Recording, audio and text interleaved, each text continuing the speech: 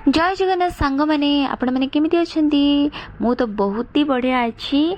काली आमे मैंने समस्ते पूरा खुशी ही जाइथिलु आउ से खुशी रे बाबा सकाळ सकाळ उठिकी जाइथिले माछ नेकी आस्थिले तरकारी करिबा पाई। जेहेतु काली मोर दीदी नंबर 1 रो एपिसोड रो टेलीकास्ट हला जी सार्थक रे तो आमे माने कोन करथिलु ना जल्दी जल्दी काम सरी की खरा बेल टिके सोई पड़िथिलु। तापरे 5टा बेल को उठिकी टीवी सामने रे चा कॉफी धर के बसी पड़िथिलु।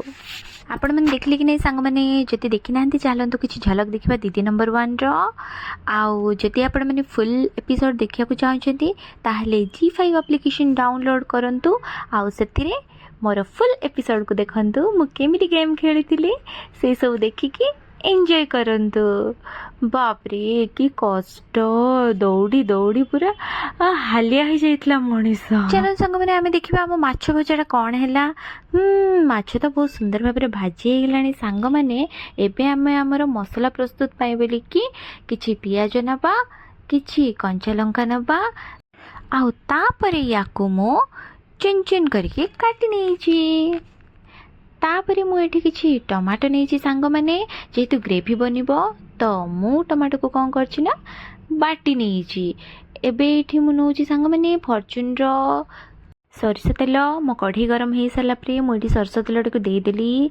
सरसो तेल गरम हो सारा पर मुझे देदेछि किछि चीनी। चीनी रो कलर बाहरी सारा पर मुझे देदेली 2टा बड़ बड़ अलैच। अलैच देला मुझे सांग मैंने से चुन चुन कटा होता कंचा लंका और पियाज को देदेली। पियाज और कंचा लंका को भल भाव भाजी सारा पर देखिपे पियाज रो कलर केते सुंदर चेंज हो सारी। या पर मुझे ऐड करी 3 बड़ चामच अदा रसुण बटार। अदा रसुण बटा को भल भाव भाजी सारा पर कषि सारा पर से तेल टी बाहरी पड़ो तो मुझे जानी कि अदा रसुण बटाटी मोर भल भाव कषि हो जाइए देखिपे।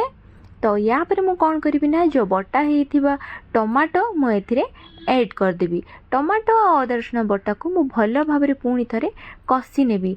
मसला कषि सारा पर सांग मैंने देखिपुर मसला केते सुंदर देखा जाउची। एथिरे मु ऐड कली हळदी गुंड लंका गुंड आउ स्वाद अनुसार लुण ताकू भल भाव कषि नेली। देखिपे ये मोर मसला पूरा प्रस्तुत हो जाइए।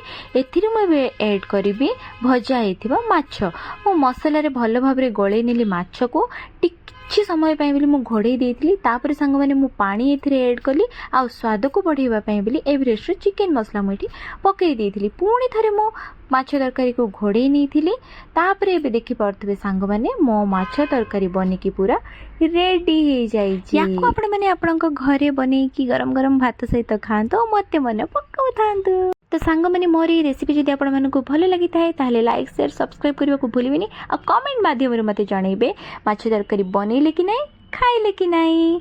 जय जगन्नाथ जय मां भैरवी। Thanks for watching.